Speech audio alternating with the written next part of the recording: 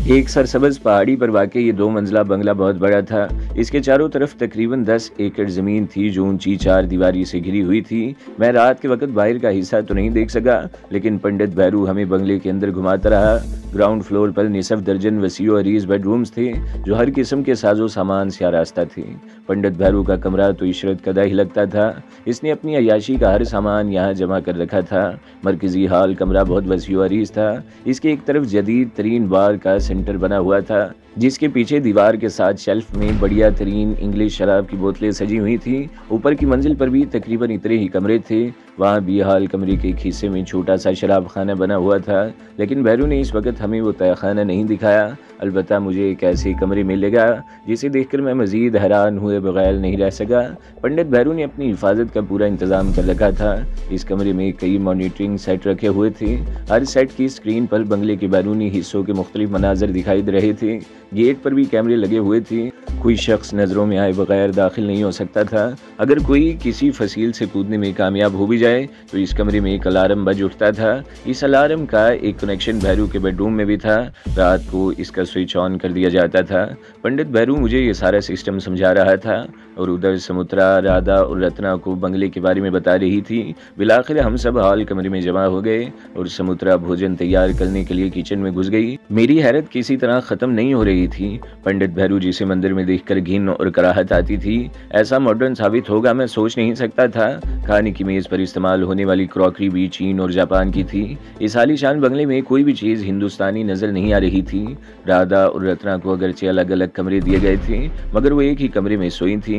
मैं और पंडित भैरू रात को देर तक हॉल में बैठे बातें करते रहे। वो शराब की चुस्कियाँ भी लेता जा रहा था और जाहिर है मुझे इस चीज़ से कोई दिलचस्पी नहीं थी। पंडित भैरू को सबसे ज़्यादा फिक्र नागराज की थी।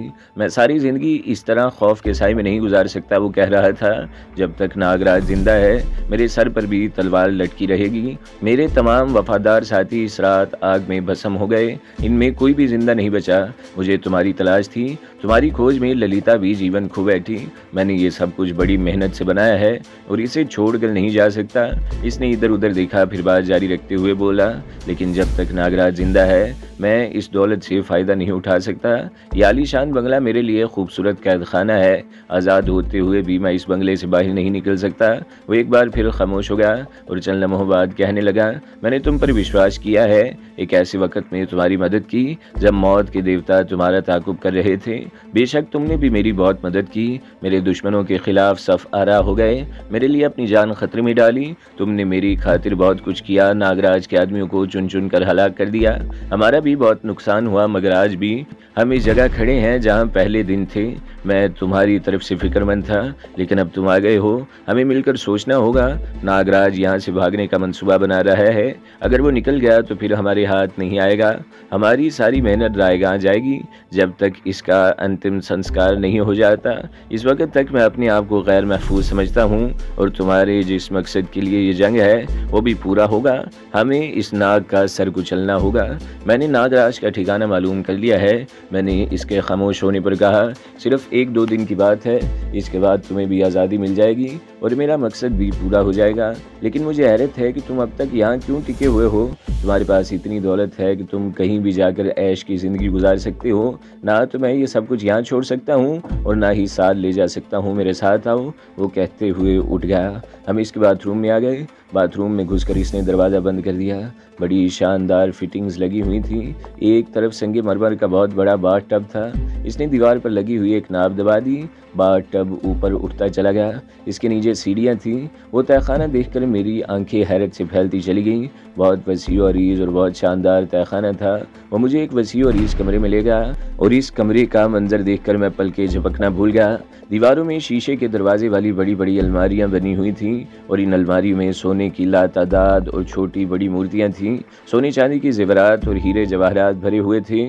2 बड़ी बड़ी अलमारियां ऐसी थीं जिनमें नोटों के बंडल भरे हुए थे। बिलाशुबा तहखाने का सिर्फ ये कमरा अरबों रुपए की मालियत का था और ये वो सब चीज़ें थी जो मंदिर में भेंट की जाती थी। क्या मैं ये सब कुछ छोड़ कर जा सकता हूँ? पंडित भैरू ने मेरी तरफ देखते हुए कहा, इस बंगले में तैयारी पर भी मंदिर की कम से कम 2 साल की आमदनी खर्च हुई है। आओ मैं तुम्हें एक और चीज़ दिखाऊं। वो मुझे एक और कमरे में ले गया। इसने दीवार पर लगे हुए स्विच बोर्ड का कवर खोल दिया। इसके अंदर भी एक बटन लगा हुआ था, जिसके दबाते ही दाएं तरफ वाली दीवार शिक हो गई। दूसरी तरफ एक सुरंग थी, जिसमें दूर तक रोशनी हो रही थी। ये सुरंग यहाँ से निसफ मील दूर पहाड़ी के दामन में कॉटेज पर ख़त्म हुई। पंडित भैरू कह रहा था, इस सुरंग पर मेरे करोड़ों रुपए खर्च हुए हैं। किसी इमरजेंसी की सूरत में यहाँ से निकलने का ये महफूज तरीन रास्ता है, और इस रास्ते से सिर्फ मैं और समुद्रा वाकिफ़ हैं। तीसरे आदमी तुम हो। मैं तुम्हें यहाँ लेकर आया हूँ। इससे तुम अंदाज़ा लगा सकते हो कि तुम पर कितना विश्वास करता हूँ। मैं तुम्हारे विश्वास को धोखा नहीं दूंगा। मैंने कहा, मुझे पूरा यकीन है। भैरू ने मुस्कुराते हुए कहा, आओ अब ऊपर चलें। हम ऊपर आ गए। इस वक्त रात के 3 बज चुके थे। इसके बाद भी हम देर तक बातें करते रहे, और फिर मैं सोने के लिए इस कमरे में आ गया, जो मेरे लिए मखसूस कर दिया गया था। मैं बिस्तर पर लेटा देर तक पंडित भैरू के बारे में सोचता रहा। धर्म को ख़राब करने वाले यही पंडित और पुजारी लोग होते हैं, इसलिए धर्म पर से लोगों का यकीन ख़त्म हो जाता है। मैं पंडित भैरू को बड़ी मुश्किल से कायल कर सका था कि इसे बाहर निकलने में कोई ख़तरा नहीं है। इसे किसी किस्म के मेकअप की ज़रूरत नहीं। इस हुलिये में इसे कोई भी नहीं पहचान सकेगा। 2 दिन तक हम समुद्रा के ज़रिए नागराज के बारे में मालूमात हासिल करते रहे, और फिर तीसरे रोज़ शाम को हम अपने मिशन पर रवाना हो गए। मैं, पंडित भैरू भी हमारे साथ था, और राधा और समुद्रा भी थी। होटल हिल्टन तक पहुंचने में हमें ज़्यादा देर नहीं लगी। नागराज, गोपाल, पंडित अमरीश और बेला के साथ इस होटल की तीसरी मंजिल के एक स्वीट में पनाह लिए हुए था, और आज हमने इस पर हमला करने का प्रोग्राम बना लिया था। हाल में बड़ी रौनक थी। जयपुर से आई हुई रकासा फ़न का मुजाहिरा कर रही थी। भैरू और राधा एक मेज़ पर बैठे थे। मैं समुद्रा के साथ दूसरी मेज़ पर बैठा था। कॉफ़ी पीने के बाद मैंने भैरू को इशारा किया, वो राधा के साथ ऊपर जाने वाले जीने की तरफ चला गया। इसके 5 मिनट बाद मैं और समुद्रा भी उठकर लॉबी में आ गए और लिफ्ट में सवार होकर चौथी मंजिल पर पहुंच गए। वहां से सीढ़ियों के जरिए तीसरी मंजिल पर आ गए, और फिर ठीक इस वक्त दूसरी लिफ्ट का दरवाज़ा खुला। 2 आदमी बाहर निकले। दोनों के हाथों में कारकॉफ राइफलें थीं। लिफ्ट से निकलती उन्होंने हमें राइफलों की जद पर ले लिया, और हमें धकेलते हुए दोबारा लिफ्ट में घुस गए। छठी मंजिल पर हम लिफ्ट से बाहर निकले। इस दौरान इनमें से एक आदमी मेरी तलाशी लेकर मेरा पिस्तौल अपने कब्जे में कर चुका था। राहदरी सुनसान पड़ी थी।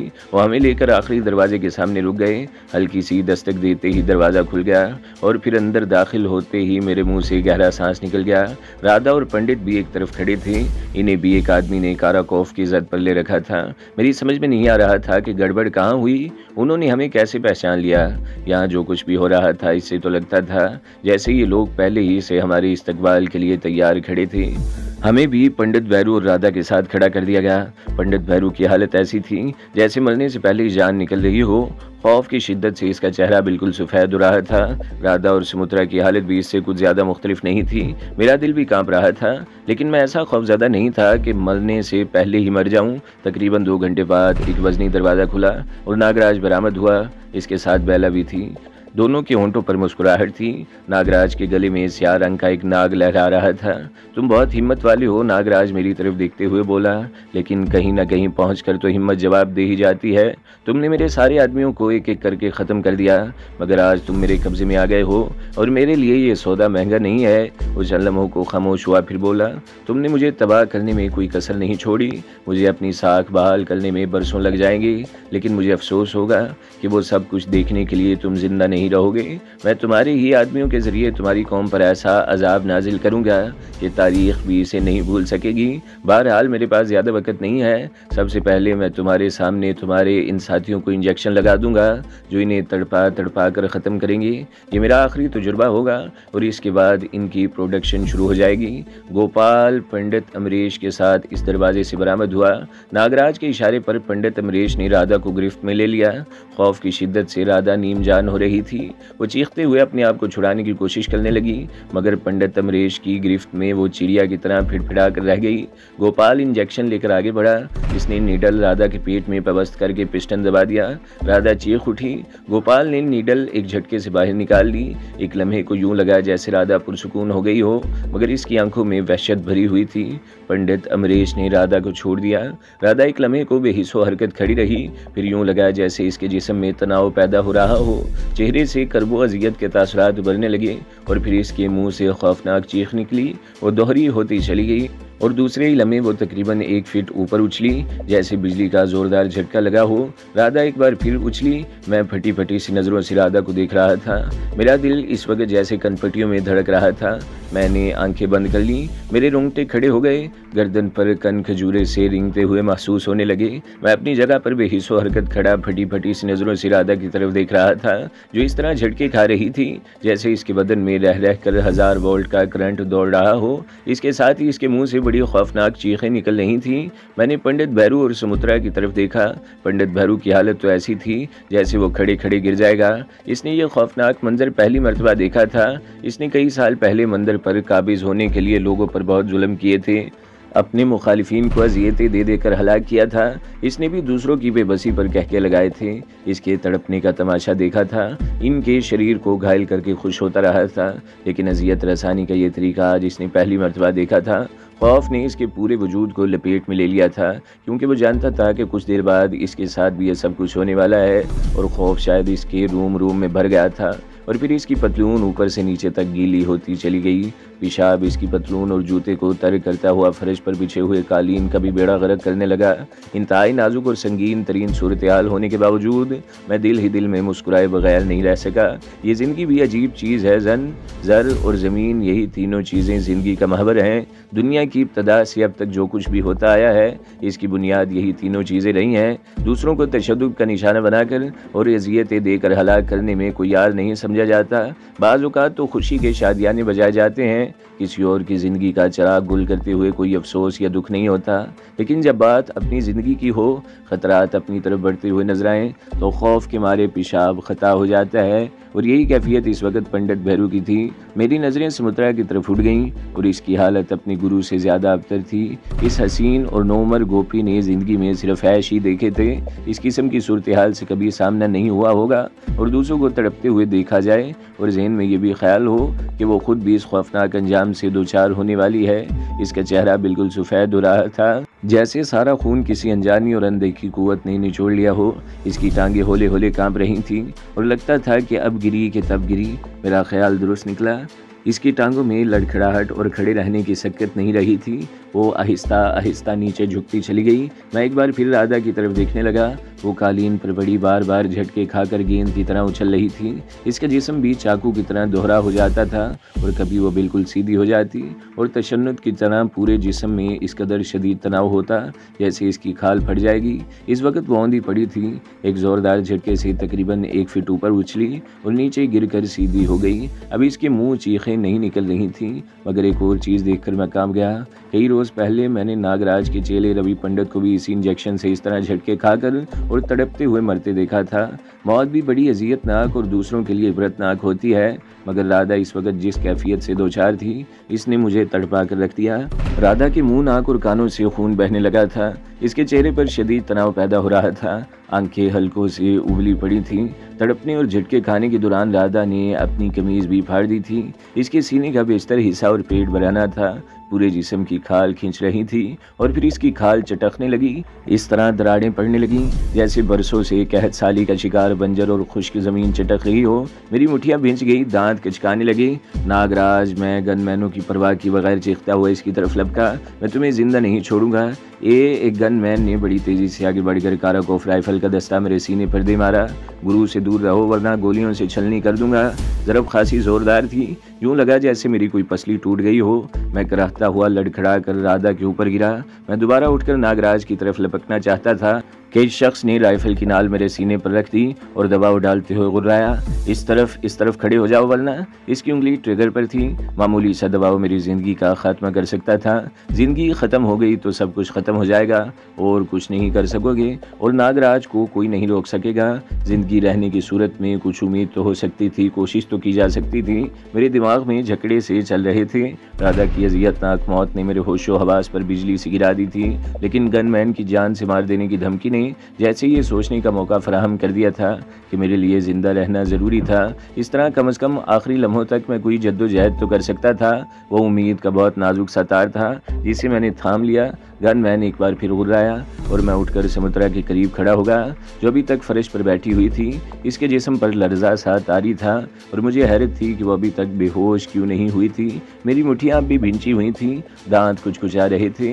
मैंने एक बार फिर राधा की तरफ देखा। चेहरे पर खिंचाव की वजह से नक्श किसी हद तक बिगड़ गए थे, आंखें बाहर को निकली हुई थी। इसके बदन पर पड़ने वाली दरारों से खून रिसने लगा था।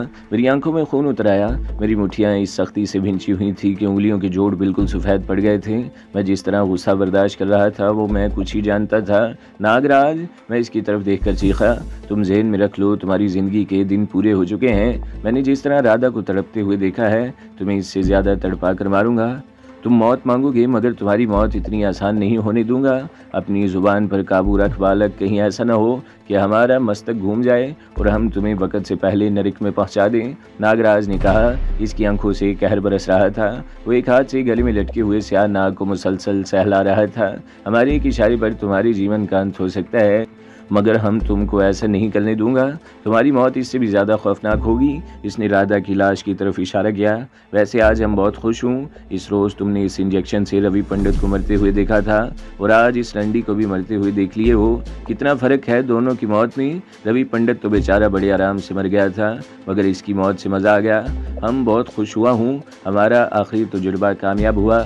अब दुनिया की कोई ताकत हमको आगे बढ़ने से नहीं रोक सकती। तुम्हारे शहरों में सड़कों पर ऐसे मनाजिर जगह जगह नजर आएंगे। लोग इस तरह तड़पते और अपना खून बहाते रहेंगे और दुनिया का कोई डॉक्टर इनकी मदद नहीं कर सकेगा।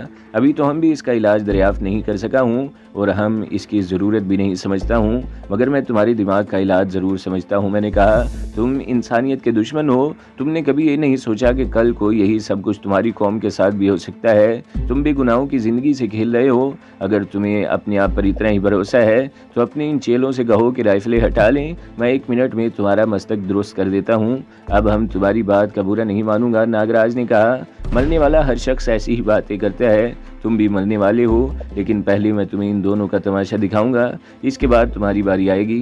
वो चंद लम्हों को खामोश हुआ, फिर पंडित भैरू की तरफ देखते हुए बोला, तूने तो खूब रूप बदला भैरू। पहले तो हम वाकई नहीं पहचान सका था, मगर तुम्हारे उल्टे हाथ की 6वीं उंगली ने तुम्हारा भरम खोल दिया। नागराज की इस बात पर मैं चौंका। पहली मरतबा पंडित भैरू से मेरी मुलाकात हुई थी तो इस वक्त मैंने इसके बाएं हाथ में 6ठी उंगली देखी थी, जो बहुत छोटी थी और 5वीं उंगली के साथ जुड़ी हुई थी। इसके बाद मैंने इस पर कभी तवज्जो नहीं दी। नागराज ने इसकी ये 6ठी उंगली पता नहीं कब देखी होगी, लेकिन इस छोटी सी उंगली से इसे पहचान लिया था। हम तो समझा था कि तुम भी मंदिर की आग में जलकर भस्म हो गए, मगर तुम तो जिंदा सलामत हमारे सामने खड़ा है, और वो भी फिरंगी बनकर। तुम जानते हो, हम अपने दुश्मन को माफ़ नहीं करता हूँ। तुम बच गए, इसका मतलब है तुम वहाँ से सारी दौलत भी निकाल कर ले गए थे। अब तुम मरेगा, मगर पहले वो सारी दौलत हमारे को देगा। हम जानता हूँ इस मंदिर में बहुत दौलत थी, सोने की कई मूर्तियाँ थी जो हम तुमसे लूँगा।